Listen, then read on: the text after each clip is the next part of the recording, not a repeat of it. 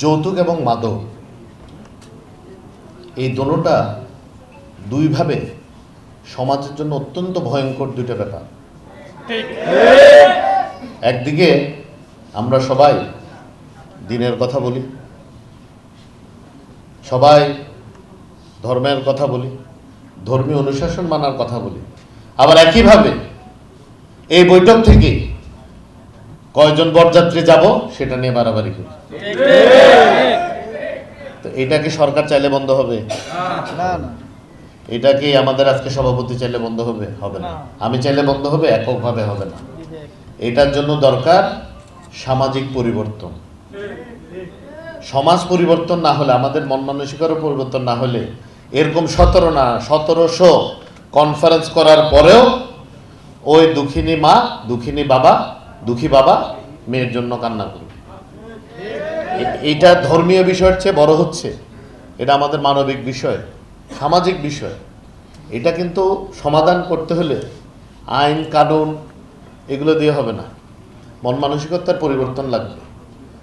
আমরা নিজের বেটিকে, নিজের মেয়েকে যে চোখে দেখি, যে আচরণটা করি, যৌতুকের সমস্যাটা এটা আমাদের সামাজিক সমস্যা, এটা আমাদের দেশের সমস্যা। এই সমস্যাটা আমরা আলাপ আলোচনা কম করি, শুধু টিভিতে গিয়ে টক শোতে কথা বললে কাজ হবে না। এটা সমাজ পরিবর্তন করতে হবে। সমাজ পরিবর্তন না হলে, মন মানসিকতার পরিবর্তন না হলে আমরা হাজার আহ্বান করব, হাজারবার টিভিতে দেখাবো, হাজারবার ফেসবুকে বলবো, ইউটিউবে বলবো, ইনস্টাগ্রামে বলবো, সকল মাধ্যমে বলবো, কিন্তু কল চেঞ্জ হবে না, ওই একই কাজ করতে থাকবে। তো আমি আশা করি আপনাদের মাধ্যমে আমরা সকলে মিলে ধর্মীয়ভাবে, সামাজিকভাবে, রাজনৈতিকভাবে, প্রশাসনিকভাবে এই যৌতুকের বিরুদ্ধে আজকের দিন থেকে শপথ নিব যে আমাদের নিজেদের মন মানসিকতা আগে ইনশাল্লাহ আমরা পরিবর্তন করব। এবার আসেন মাদক। একটা সফল মানুষের সংজ্ঞা কি? বারবার জিতা না। একজন সফল মানুষের সংজ্ঞা কিন্তু বারবার জিতা না, বারবার সফল হওয়া না। একটা সফল মানুষের সংজ্ঞা আমার কাছে হলো যতবার হোঁচট খায় আবার উঠে দাঁড়াইতে পারে, যতবার পড়ে যায় আবার ঘুরে দাঁড়াতে পারে। এটা হচ্ছে আত্মবিশ্বাস, এটা হচ্ছে মনোবল। এখন এই যে মাদকের ব্যাপারে কথা বলতেছে, অনেক দিন ধরে এটা নিয়ে কাজ করতেছে। এদের সাথে যখন কথাবার্তা বলি খালি হতাশার কথা। পরীক্ষায় ফেল করছে, ব্যবসায় ফেল করছে। তো পরীক্ষায় ফেল করে, ব্যবসায় ফেল করে, সম্পর্কে ফেল করে মাদকে গেলে কি সমাধান হয়েছে? বরঞ্চ কি হয়েছে? সমাজে বিশৃঙ্খলা সৃষ্টি হয়েছে, এমন এক অনাচার সৃষ্টি হয়েছে যেটা কন্ট্রোলের বাইরে চলে গেছে। ওই অবস্থায় তো কে বাপ, কে মা, কে আত্মীয় সব কেউ ছিটছি না। তো এইটাও কি আইন করে? আইন তো আছে, আইন তো আছে, ধরতেছি।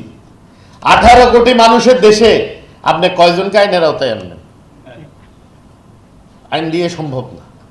এটার জন্য আমাদের যে বিগত 17 বছরে আমাদের যে সামাজিক মূল্যবোধের অবক্ষয় হয়েছে, আমাদের যে নীতি নৈতিকতার অবক্ষয় হয়েছে, এইটা থেকে বের করতে হইলে আমাদের সকলে ঐক্যবদ্ধভাবে আবার কিন্তু কাজ করতে হবে। এই ছাড়া উপায় নাই। সুন্দর কথা বলতে পারবো, আমি অনেক কথা বলতেছি, মনে কষ্ট লাগতেছে, কথা সুন্দর হচ্ছে না। যে কথা শুনতে চাইছেন কথাটা ওরকম হচ্ছে না, এই কথা আমি বলি না। যে কথায় সমাজের লাভ হবে না, দেশের লাভ হবে না, মানুষের লাভ হবে না, এই কথা আমি বলি না। এভাবে আমি চট্টগ্রামের অলমোস্ট 1 লক্ষ ভোটের ব্যবধান আমি নির্বাচিত হয়েছি। আমার এলাকার লোক আমার পছন্দ করছে, আলহামদুলিল্লাহ। সত্যি কথা বলতে হবে। সমাজে যদি আপনি আসল রোগটা না ধরেন, আপনি রোগ সারাইতে পারবেন। কথা বললাম, মিডিয়ার ভাইরা আছে, সুন্দর করে 2টি স্টেটমেন্ট দিয়ে দিল, বাসায় চলে গেলাম, সব ভুলে গেছি। হবে না? আমাদের চেষ্টা করতে হবে, শেষ পর্যন্ত ইনশাল্লাহ চেষ্টা করতে হবে, আল্লাহ কামিয়াব করবে, এই আশা আমাদের রাস্তা ইনশাআল্লাহ। মাদক বিরোধী আন্দোলনে আমাদের একটা সামাজিক আন্দোলনের মতো এটা করতে হবে, সকল ঐক্যবদ্ধভাবে হতে হবে। এই যে গ্রামে গ্রামে আমরা কিন্তু প্রত্যেকে জানি কোন ছেলেটা মাদক বিক্রি করতেছে, জানি না? ভয় বলি না, কিন্তু জানি। গ্রাম কিন্তু ছোট জায়গা, শহরের বিষয় আলাদা। গ্রামে কিন্তু কোন গ্রামে, কোন ওয়ার্ডে, কে কোন ইউনিয়নে কোন বেড়া কি করতেছে সবাই জানে, এটা 100% জানে। তো সামাজিকভাবে এটা বলে দিলেই হয় যে অমুকের ছেলে মাদক ব্যবসা করে, তাহলে কি হবে? লজ্জায় পড়ে যাবে, এটা থেকে বিরত থাকবে।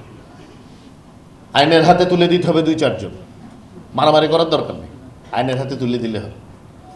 আস্তে আস্তে নিজেরা এটাকে, নিজের সন্তান হোক, নিজের সন্তানও যদি মাদক বিক্রির সাথে জড়িত থাকে তাকে আইনের হাতে তুলে দিতে হবে। এইটা ওই সন্তানকে বাঁচানোর জন্য এবং আমাদের আগামী ভবিষ্যৎ প্রজন্মকে বাঁচানোর জন্য এটা আমাদের করতে হবে, ইনশাআল্লাহ করতে হবে। আমরা যদি চিন্তা করি এইটা স্বরাষ্ট্রমন্ত্রী মহোদয় করবে, এইটা অমুক প্রতিমন্ত্রী করবে, এটা এমপি করবে, এটা মাননীয় প্রধানমন্ত্রী করবে, আর কষ্ট হবে না। যে কাজ নিজেরটা নিজের করতে হবে, তারপরে আমরা সহ মিলে কাজ করলে এটা শক্তিশালী হবে এবং ইনশাল্লাহ আমরা কামিয়াব হব।